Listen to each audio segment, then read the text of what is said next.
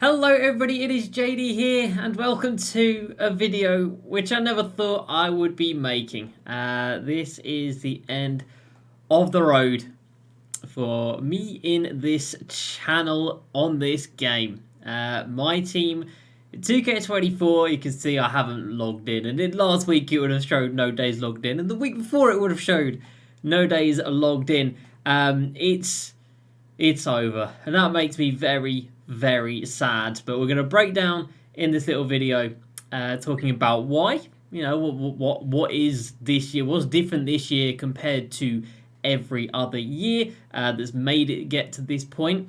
Sort of looking back a little bit, because this has been an incredible journey, an incredible ride, an incredible part of my life, and hopefully some of your guys' lives as well. We'll take a look at the hours I've spent on the franchise. And let me tell you, there's quite a few hours on this franchise. Not so much 2K24, but the other ones, a lot of hours. And my relationship with 2K themselves throughout that time period as well. So if you don't know, I was an X-Maker. I was a signed content creator. I had a contract with 2K.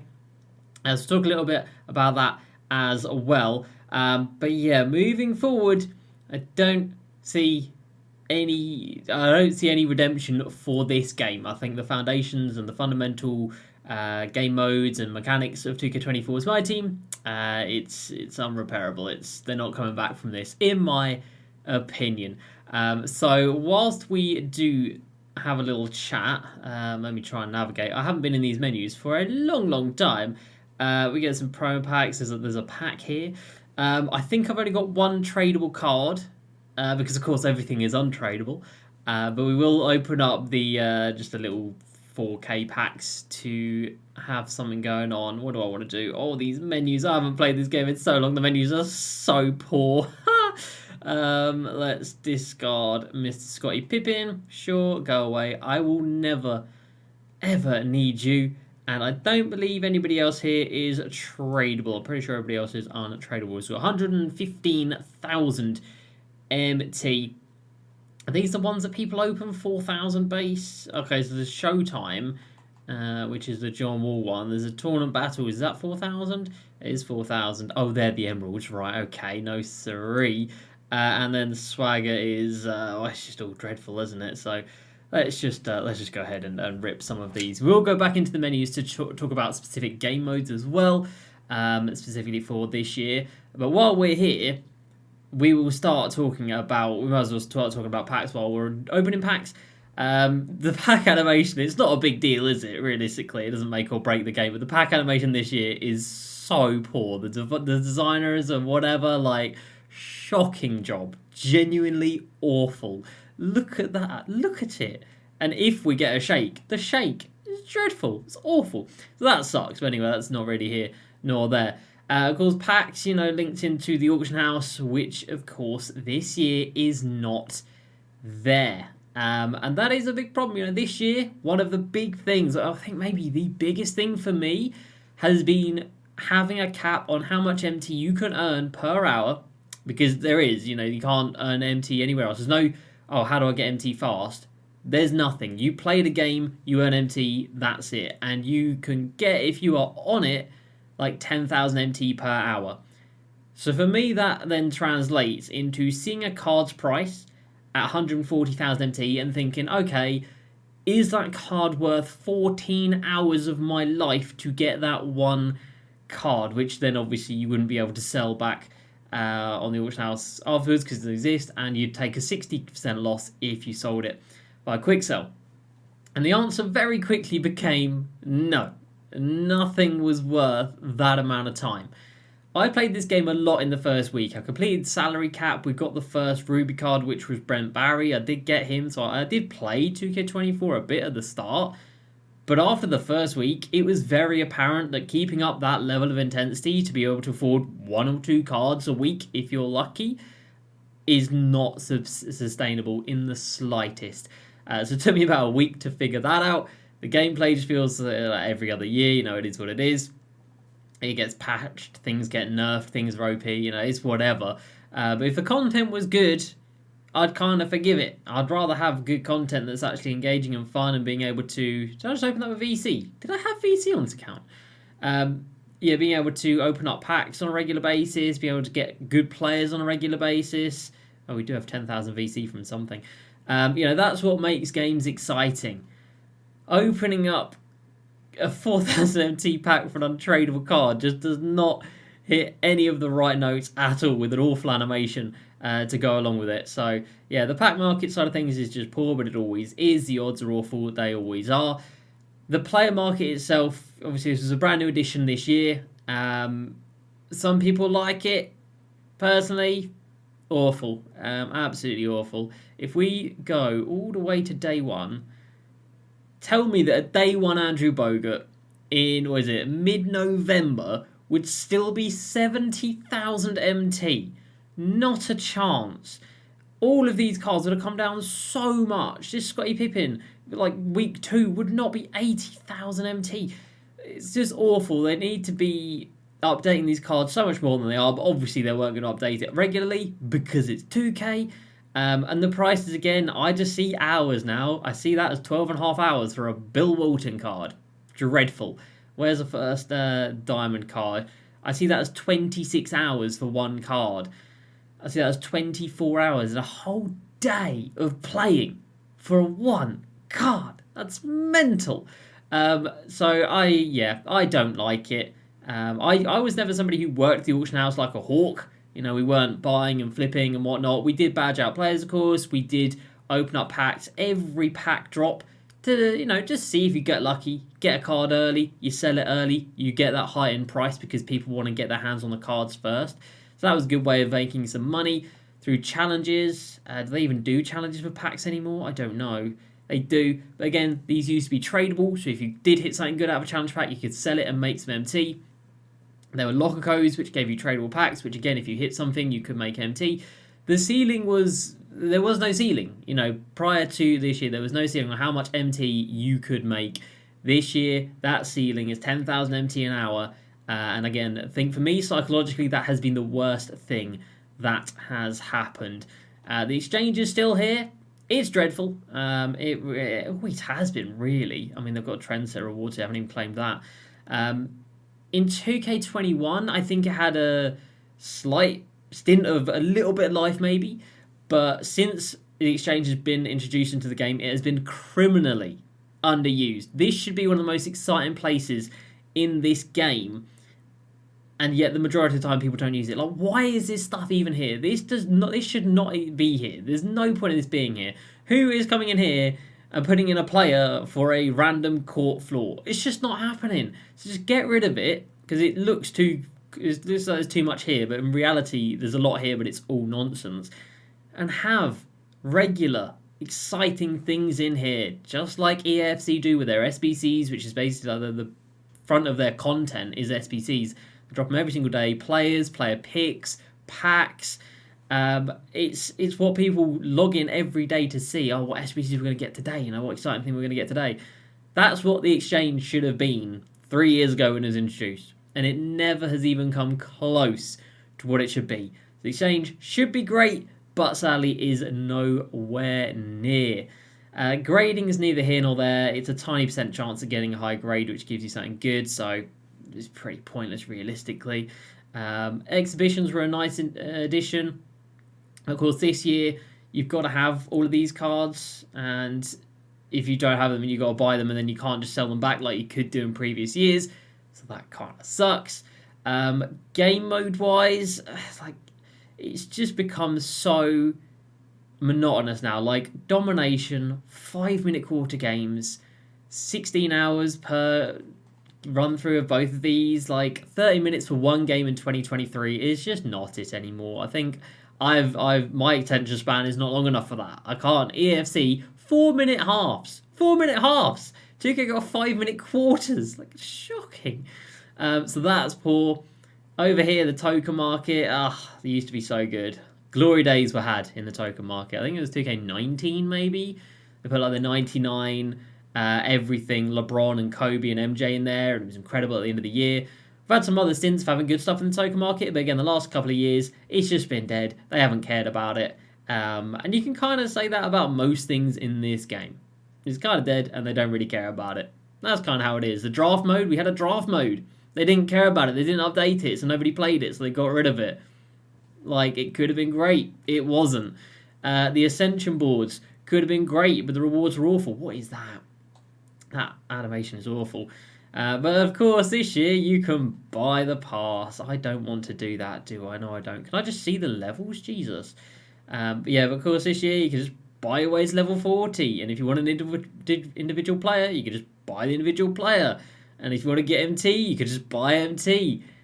It's all just too much. This is an incredibly predatory game. Design-wise is awful. Like the budget for the design team for this game must have been shockingly low. If it was high, something's gone wrong. The menus are so dull, so drab. The pack animation is so dull. You'd think for the money they've got, there should be some like futuristic-ish going on here. But no, this is so dull, so bland. Awful designs. Most of the card designs are awful. There's been some nice ones. This Tyrese Maxey is pretty damn cool. I like the MJ, I like the Greek Freak. But in general, card design is pretty poor. And you just think, for a game that's making that much money, that is trying to get people to spend that much money, surely there'd be some money put back into the game, into the team, to create content. But that's just not happening. Speaking of that Tyrese Maxey, we got him yesterday, our first Moments card of the year. And guess what? Just got to buy him, haven't you? 24 hours of gameplay will get you Tyrese Maxey. So that's just another swing, another miss. Last year we had the collector level. And guess what? They didn't care about the collector level last year. So for this year, nobody cares about it. Because they ruined it last year when they dropped the Rashard Lewis with like 2 weeks to go in the game's life cycle. Like, that was dreadful. So the collector level has been great. 2K ruined it. The token market has been great. 2K ruined it. The exchange has never been great. 2K have never cared about it to make it great. We've had agendas. We've had agendas that have been great, but now not so much. We've had moments of the month. We've had was it like All-Star grind, stuff like that. Not happened. We've had spotlights, not a thing no more. So much has been and gone, and we're left with everything just gone. There's just nothing left in this game, and I cannot, and I haven't this year. This year, from really day one, I've never recommended this game to anybody, and I can't imagine wanting to recommend this game to. I can't imagine being in a headspace where I would want to recommend this game to anybody or promote this game in any good light. They do not deserve it. Again, this game is incredibly predatory for a game that costs so much to have everything behind a paywall. Even the agendas, of course, this year, the agendas, even they were behind a paywall. This Dwayne Wade will still cost you 100k. It's not the fact that it costs 100k, it's the fact that in previous years it would have been free. But is anything free? Because you spent $100 on the game. You know, people say, oh, things shouldn't be free. You shouldn't be able to get everything for free. It's not free. The game cost $100. The game is not cheap. And the game is billed as a live service video game. And there's no service in this. There's nothing live. Nothing gets updated. You get a couple of packs where the lowest card is 100k. The lowest card will take you 11 hours of grinding to get. And they're dreadful cards, so you don't even want them anyway. And then you buy all these cards. Let's say you do go ahead and you buy all these diamond cards. What are you doing with them? Are you going into Triple Threat to play for a Ruby card? Are you going into Clutch Time to play for a Ruby card? What about online? Oh yeah, you can get some more Ruby cards over online. So you're going in with a full team of diamonds to compete in game modes where it doesn't even matter if you win or lose, because you get points regardless. Apart from Clutch Time Online, there is a reset. And I guess going for the ring, I suppose. To get Ruby cards. And no, like, MT gain at all, basically. I just don't see any point of this year. No rewards are worth it, and they haven't been pretty much since the game came out. The rewards are awful. They always have been. And there's just nothing. There's just nothing. So that's kind of what my feelings are on 2K24. I think this is a genuinely pathetic attempt at a live service Ultimate Team style video game in 2023, when they've had so many years of practice, so many iterations of things that they've done that they know worked, that they could bring back, but they haven't.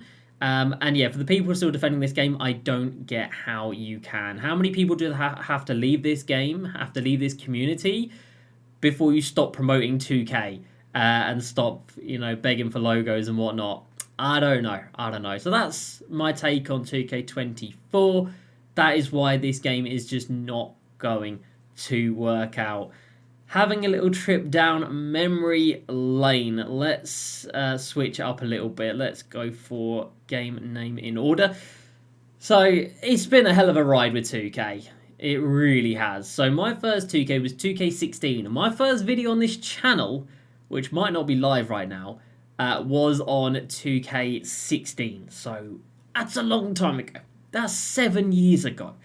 So 7 years ago, my first video dropped. Played 2K16, played 2K17. Didn't play that much of 2K18, as you can see.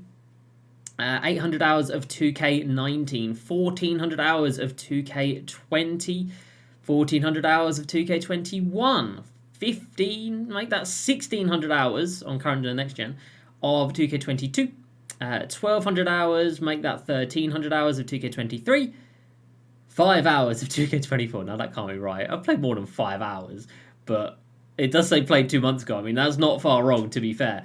I've not played many hours of 2K24, that's for sure. Oh, that's 24 there as well. So yeah, 48 hours it says. That probably sounds about right. And probably like 47 of those were in the first week. You can say I have given, I think it's like 7,000 hours of my life to this franchise, which is a lot. Which is why it's been so hard to let it go, even in, 2K23, 2K24, 2K21. These were not great games. They still had so many issues compared to other sports games that were miles behind, years behind their content. But I was trying. And I've tried, and I've tried, and I'm done now. I'm at the end of the road. I can try no more. I can put no more good ideas out there of how to improve community engagement, improve community mood. Community mood is at an all-time low, but we've had many, many, many all-time lows. It's kind of like the standard. The standard is all-time low, but I don't care. Anybody who says 2K listen or 2K care, completely disagree, and I don't think they ever have. Have they done a few things here or there to make it look like they care? Yeah, absolutely. But on a grand scale, do they care about the community? The answer is a categorical no. It really is. And that is from somebody who, again, worked with 2K. So 2K are the ones that actually did start my career, I suppose. Now, I was already playing 2K, so they weren't the ones that didn't approach me like, oh, hey, do you want to play our game? No, so I was playing 2K, uploading some videos, and I think it was 2K or the first part of 2K18, I wasn't playing it. And then a rep from 2K reached out and said, and he was awesome, shout out to him, he was one of the good guys, there aren't many who work for 2K that I've interacted with that have been good, but yeah, he said, do you want to come back and play the game a bit more? So we're clearly trying to boost their influencer, what's the right word, portfolio maybe, I don't know, but anyway, I said sure, send me a copy of the game. So they sent me a copy of the game, we started doing some videos, they flew me out to America to the 2K19 launch event, which was obviously incredible, and I did get sent out to the 2K20 launch event and 2K20 Community Day, both in America, which were incredible trips. It was incredible that they sent me on that, and again, that's when it was a certain community manager that I was working with who was brilliant, loved him, it was great. Things then got changed around 2K21, I think it was, which is when they introduced the Next Maker program. Now, if you don't know what the Next Maker program is, update required, of course. It's meant to be a direct channel between creators and the development team, or 2K staff, community manager and whatnot. It's meant to be a direct route between that. It started, I was one of the very first people added into it. Very, very first people, I was in there, which is awesome. I was the first person ever to get a MyTeam logo. It's a little logo you get under your name. It's usually just for Park. But I was the first person ever to get a MyTeam logo. So how about that? If you didn't know, now you know.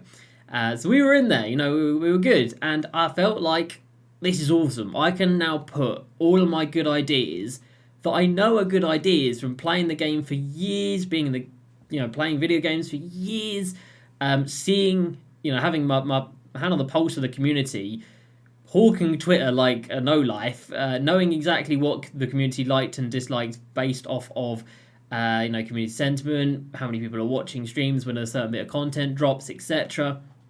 Not just mine, like over everybody's streams as well.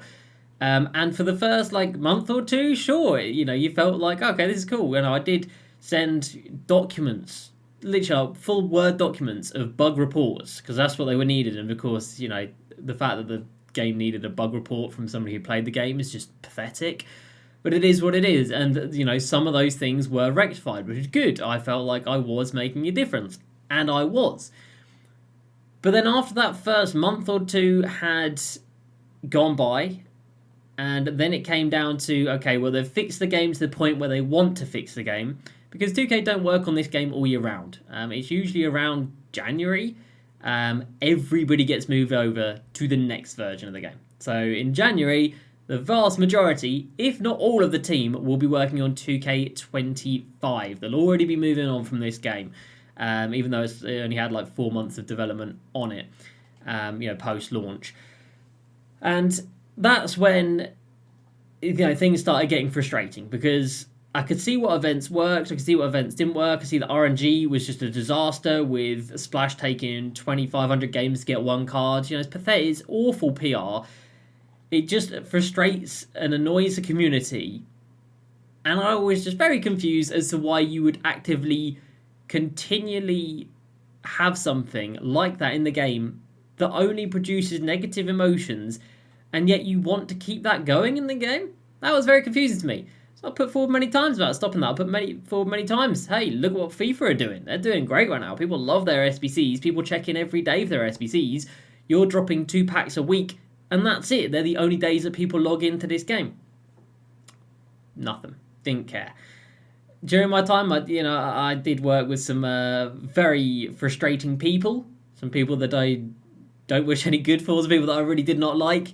And then following that, I started venting my frustrations on Twitter. Nothing I wasn't saying, oh, this game is shit or whatever, because I was under contract. I was paid by 2K. They were paying me. But I was passionate about the game. And the main thing was, I was passionate about this game. I wanted this game mode, not the other game modes, I don't care about the other game modes, but I wanted this game mode to be the best that it could be. And over time, when you were promised a direct route of communication to the community managers and the dev team to help push forward ideas to make the game better, that's literally what we were brought in for. After so many months, and probably a year, of not being listened to. So the way I see it, they want you to think that you're being listened to, which is why the people in the Next Makers program are still in there, because they think they're being listened to. They're not. It's like you're in the room with them, and you're shouting and screaming about things. Like yesterday, if I were still in it and if I still cared, why is Tyrese Maxey not an agenda? Why on earth is he behind a paywall of 25 hours worth of playing? But you'd be screaming that, they'd be in the same room, but they ain't listening, they ain't hearing, they've got headphones on, they don't hear what you're saying. So you think that they do, and they don't. Every now and then they'll turn around and look at you. They'll put a message in to somebody saying, oh yeah, we hear this, whatever. But the majority of the time, you get ignored. I felt like from the UK, I was really not getting any input either way. And it just petered out into being a very, very poor relationship, very one-sided. Me giving a lot of advice, a lot of community feedback, a lot of community sentiment around events and whatnot, and getting absolutely nothing in return. In terms of what I was promised, again, I was promised a platform to be able to get that direct route conversation, to drive things forward, to create a better game for everybody. And all I saw was a game that was staying the same, if not going backwards, which is ironic considering where we are now. This game is the worst it's ever been. It's just gone backwards. So they did kick me out. Not for anything that I said, in terms of I wasn't like, oh, this game's shit, whatever. It was for Twitter. That's basically what it was. For replying to them, pointing out spelling errors. But again, that comes from passion. I want the people who were running those Twitter accounts be as passionate as I am about it. It's as simple as that. And if I am seeing constant mistakes, which leads to people being frustrated at them and laughing at them, it just shows a lack of effort and a lack of care. And I didn't want to see that because I felt like I would do a better job than that. I wouldn't put out a tweet with typos on an account that's got 1.8 million followers. I would double check my work to make sure it goes out properly. And the fact that it was happening so consistently, it really did show they didn't care. Even over the last couple of days. Is there a daily list here? There should be a daily list somewhere. Maybe it's coming out in the next couple of days. Maybe it's coming out today. I don't know. Maybe it's coming out today. But there's a daily list. They advertised it yesterday. Shooting guard, shooting guard. Yes, his positions are shooting guard and then secondary shooting guard. Again, maybe it's meant to be that way, but I don't think it is, because if it was just one position, it would just say shooting guard. So again, just another mistake they're doing. They're still doing them even to this day. So keep me out because of that. And then it was just constant false promises from 2K. Oh, we'll get you back. We'll start working with you soon. Oh, we're going to review your stuff here. Oh, keep doing your thing and we're going to get back working. We're really excited to get working with you. All false promises. Oh, we're going to send you this game out. Do you want to get a code for this? Yeah, sure. I'd love to take that. Okay, cool. Nothing. Constant false promises. And having that relationship with the game that is your full-time job is not great. It's not great. It's obviously different to like going into work where the boss hates you. But it's like going into work where the boss knows you and does not appreciate you in the slightest, disrespects you constantly, and throws you false promises constantly. And you've just got to smile through it and keep promoting the business to other people. That's kind of the best way I can describe how I've felt for these last 2 years, because that's how long it's been since I was dropped from the Next Makers program. It's been 2 years. I'm not sad about not being in it, because again, the change that those guys can make is absolutely minimal at best. At best, it's minimal. And for the people that are still clinging onto logos or clinging onto the Next Maker program, just don't have hope. Honestly, that is what you can do. I had hope for so many years. I tried everything to push this game to where it should be, and instead, this is the direction it's taken. And if they have been listening to Next Makers and these are the things that they've been telling them to do, then Jesus Christ, they need to get a new bunch of people in. So the relationship with 2K was in the mud, has been in the mud. Again, big feelings of disrespect and constant false promises, which was never ever realised. And that becomes very, very frustrating. That becomes very, very, very frustrating. So I had all that going on. And then obviously they dropped 2K24 in the state it is, which we covered at the start of this video. And it's just not viable. And it's made me not like gaming. That is how bad this game is. It's staggering that a game can be made this bad in 2023. Like, genuinely staggering. And I get it, gaming in general is going more towards microtransactions. It's horrible, I don't like it, and I feel like they would make so much more money if it wasn't. If these cards weren't all so expensive. I mean, what was this Tyrese Maxey? To get one card, what are we saying here? You have to spend £45. No, don't buy that. £45 to get one card. How is that normalised? How is that okay? I don't get it. It's £45 or 24 hours of your life. This should not be a normalised thing in the gaming industry. But this game has pushed it too far this year. I've tried for so many years to make positive change, and it's just gone nowhere. But it has been a hell of a ride. Again, my first video was uploaded in 2016, 2K16 video. I went full-time as a content creator in 2010, April 2010, I want to say. When the channel only had like 10,000 subs. It was probably not a smart decision, realistically. 10,000 subs is not enough to be a full-time YouTuber, but I thought, you know what, I'm going to send it, see what happens, and we'll go from there.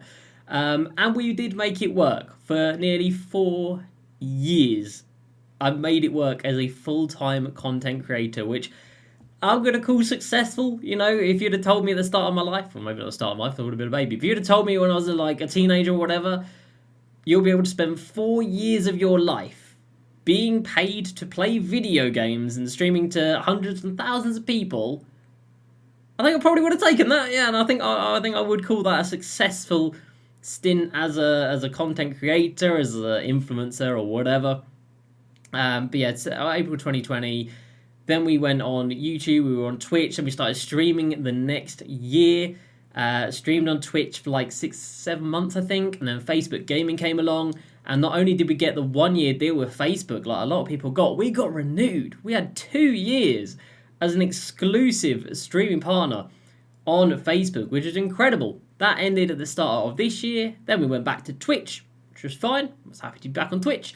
But again, then 2K24 dropped, and that is not fine. That is not okay. So it's been a hell of a ride over I don't know how many videos we've got on the channel. A lot. Streaming wise, a hell of a lot of hours. Over 2 years on Facebook, every month I had to hit 120 hours.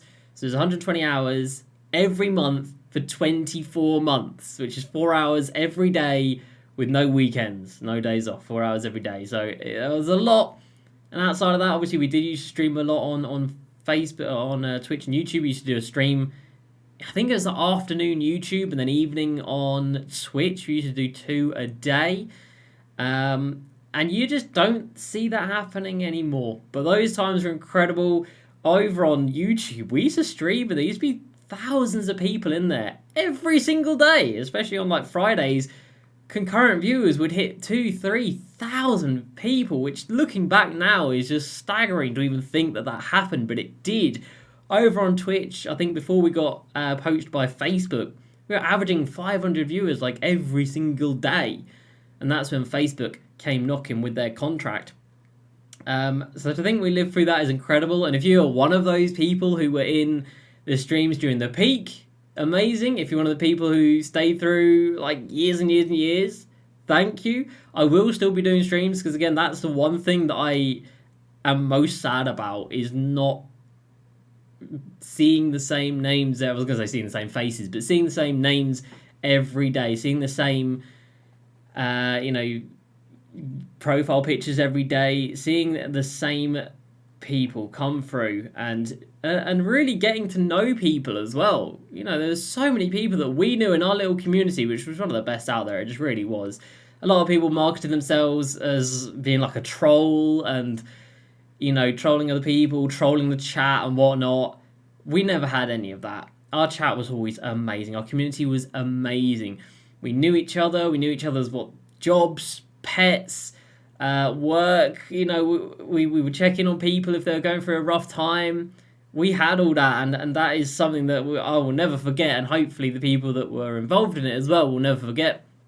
Again, that is the saddest thing, the fact that has been ripped away because of this game. We were brought together for the love of basketball, the video games, this being the natural combination of those two things. But it feels like it has been ripped apart because of this game. So, yeah, a lot of emotions. Resentment towards 2K, 100%. Disappointment towards 2K, 100%. A lot of sadness that after nearly 4 years, it's now coming to an end. But I have not played this game. I have no desire to make videos. I have no desire to promote this game in any good faith, because it's just a sham of a video game. It really is awful. Minimal enjoyment, minimal excitement, and that's just not what I want to get from my life right now. I'm 28. I know I look like a baby face. I'm 28. I'm an old man. And that's just not what I want. I did it for so many years. It was awesome, and I would have kept doing it if this was a good product. But it ain't even close. So that's kind of that. There might be a video or two in the future, sort of breaking down my relationship with 2K in a bit more detail, maybe. I'm not too sure if I can talk about some of the stuff. I'm not sure. And if things ever change, then sure. But I don't see 2K24 changing. But streams, I will keep streaming. I'll try and stream once a week just to catch up with everybody. Because, again, I'm just going to miss it too much, man. It's going to make me too sad. And yeah, I don't want to let it go. But as a full-time venture, it's been an incredible 4 years. Thank you so much to anybody who's ever watched or liked or watched a stream or whatever. Because obviously, it goes without saying, couldn't have done without you. If there was one person watching, that's not enough to make a full-time career out of it, is it? No, it is not.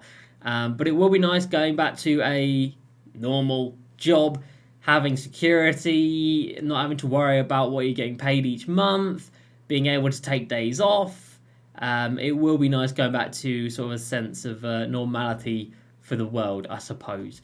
But yeah, guys, that is going to do it from me for now for 2K24. Maybe forever on this channel. I don't know. That makes me very sad to say, so I'm not going to say it's going to be forever because I'll start tearing up. But thank you guys so much for all the support over the years. It's been incredible. 7 years making videos, 4 years being a full-time content creator, and 2K24 was the final straw. So thank you guys so much for watching. Thank you so much for watching any time during these years. It's been an incredible journey. Thanks so much for coming. Please like. There's no point subscribing because there won't be any more videos. And peace.